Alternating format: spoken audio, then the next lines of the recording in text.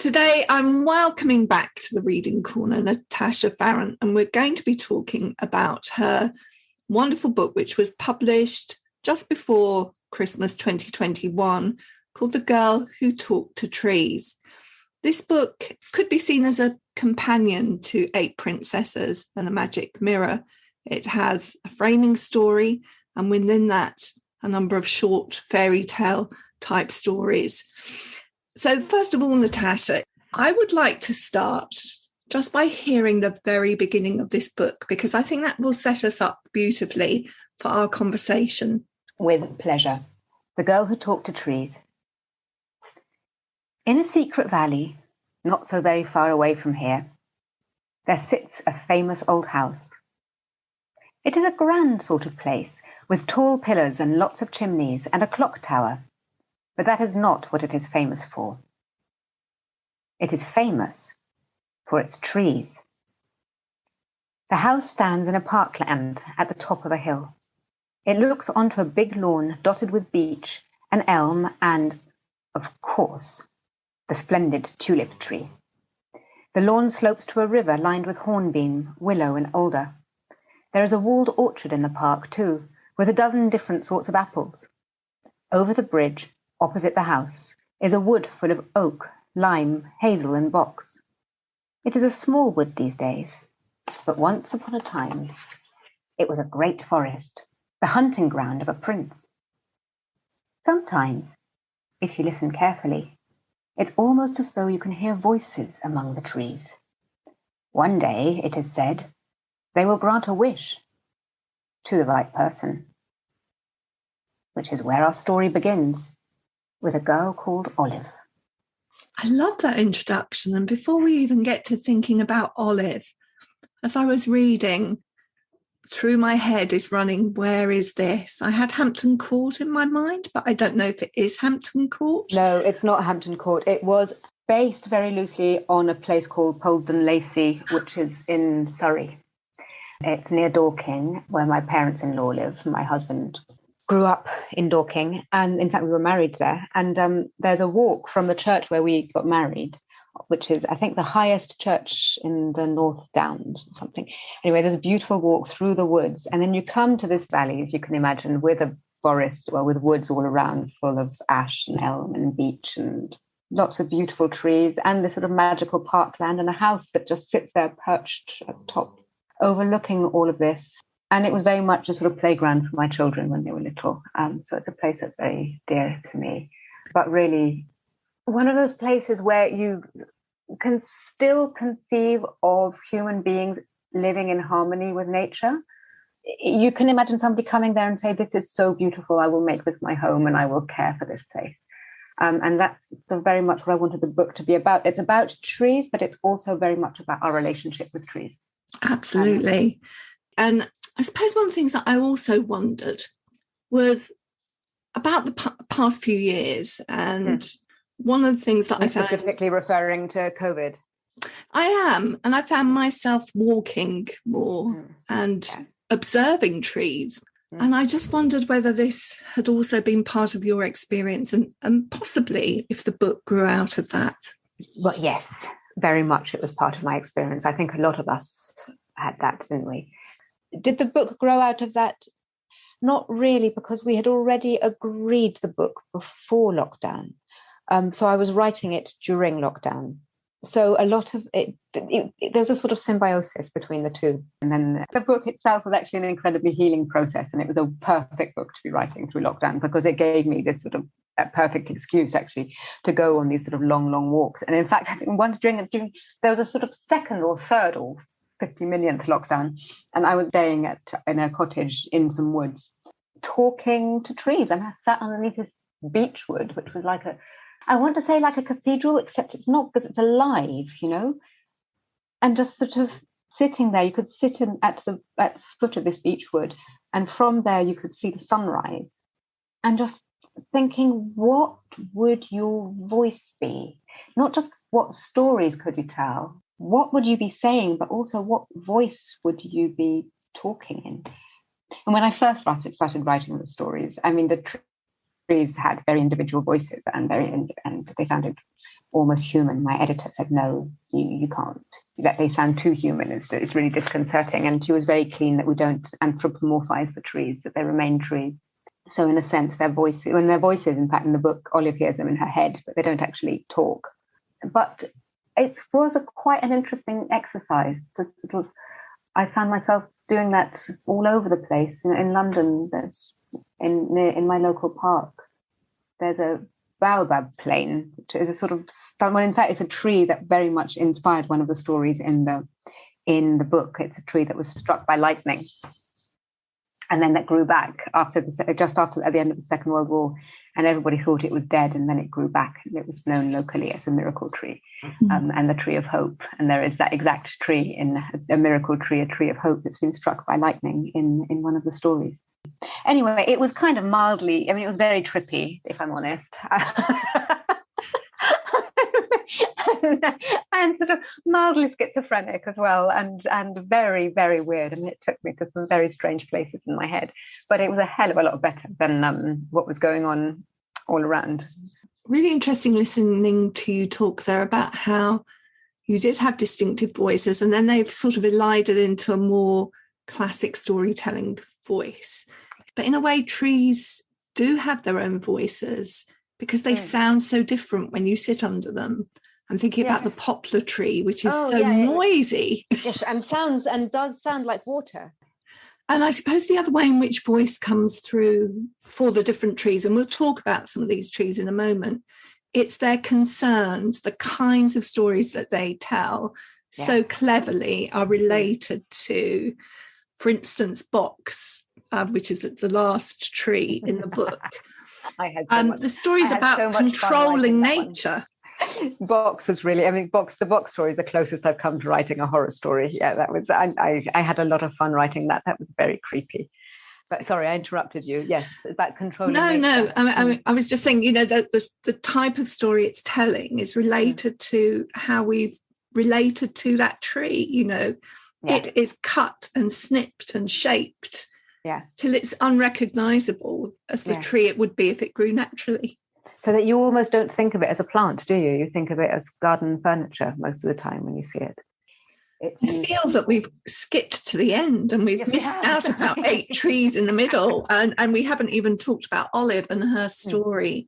What a great name, obviously, for your heroine.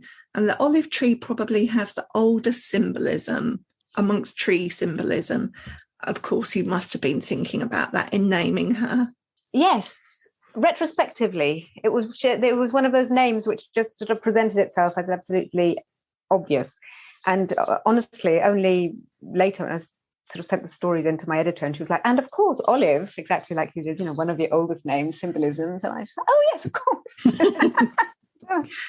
So that's what my subconscious was doing. But yes, Olive, shy Olive, who finds it so hard to make friends and is so hard to talk to anybody, and whose best friend consequently is an oak tree.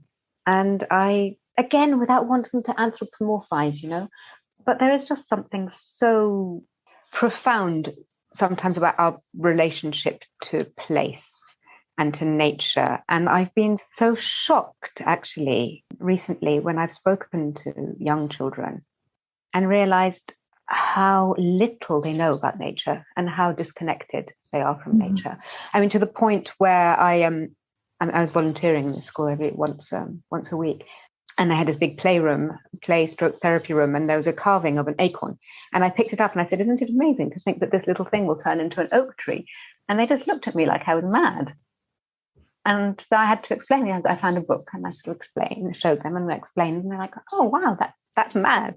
And I'm fairly sure, I was always interested in nature. My parents were great, loved the outdoors and taking us on walks and things.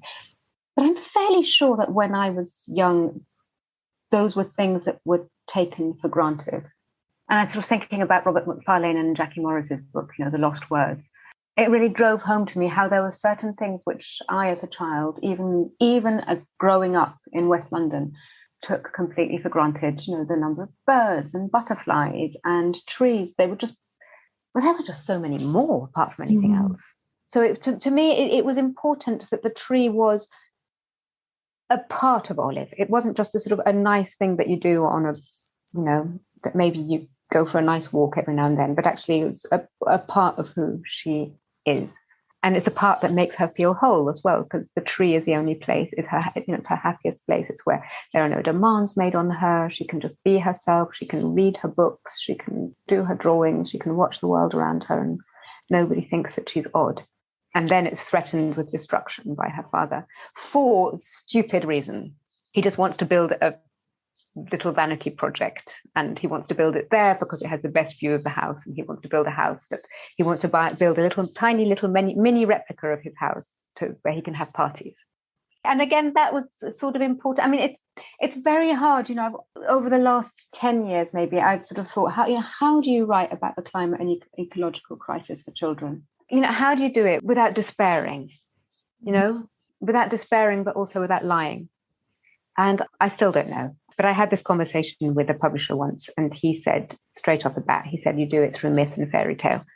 And that's what I've tried to do here. So Sydney, with his silly vanity house, actually, for me, it was something, it's a lot to do with the sort of unthinking way in which we damage our environment.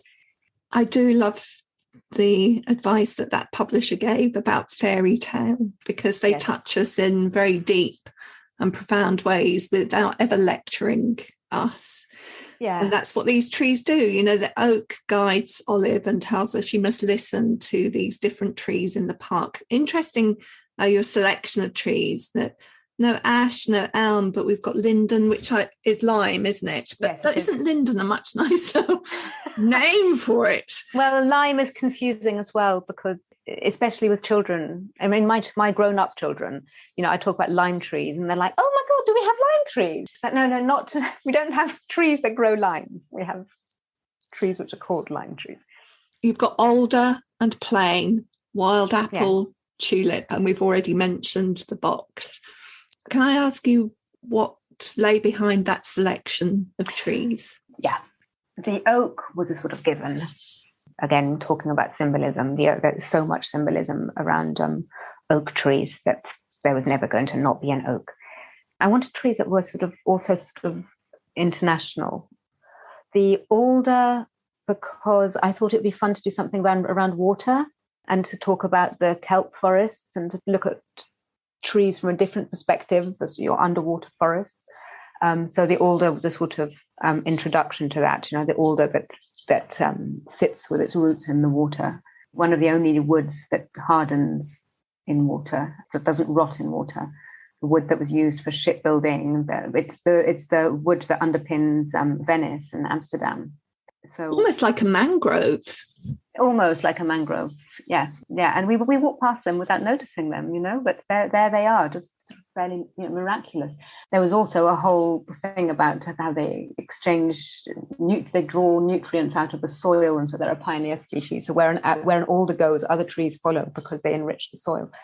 So they are a pretty amazing tree. But then I also came up with this idea of the alder that has its roots in the water, and just sort of longing to find out the stories of where does the water go, and the alder is stuck there and it can't move, but it wants to know more about the sea.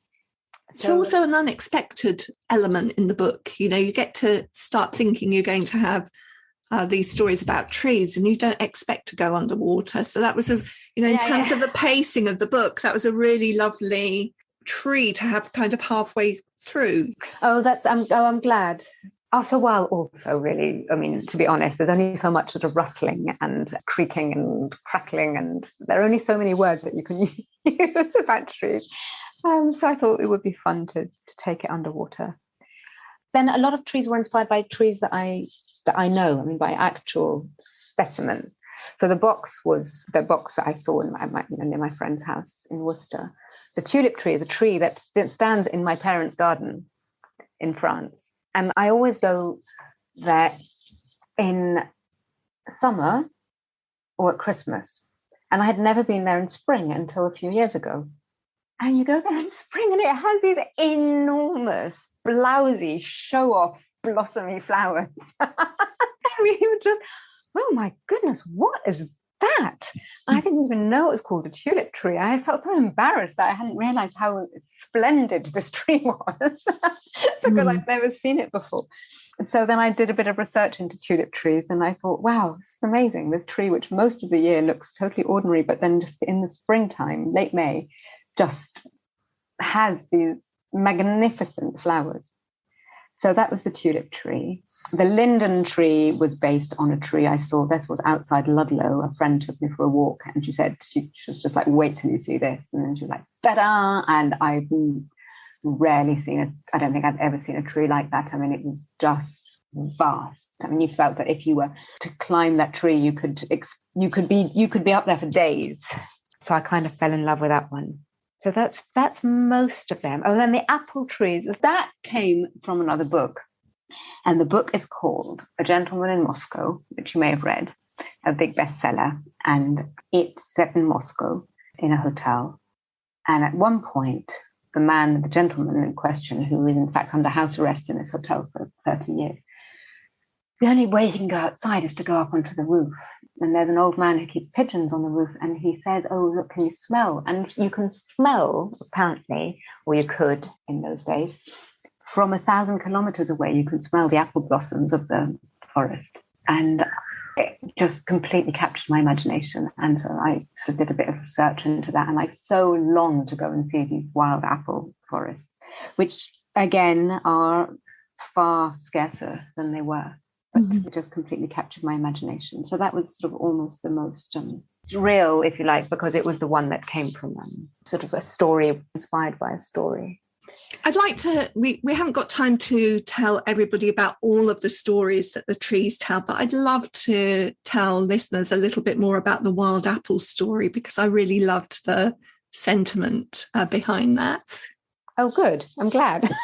What was it that you loved? Okay.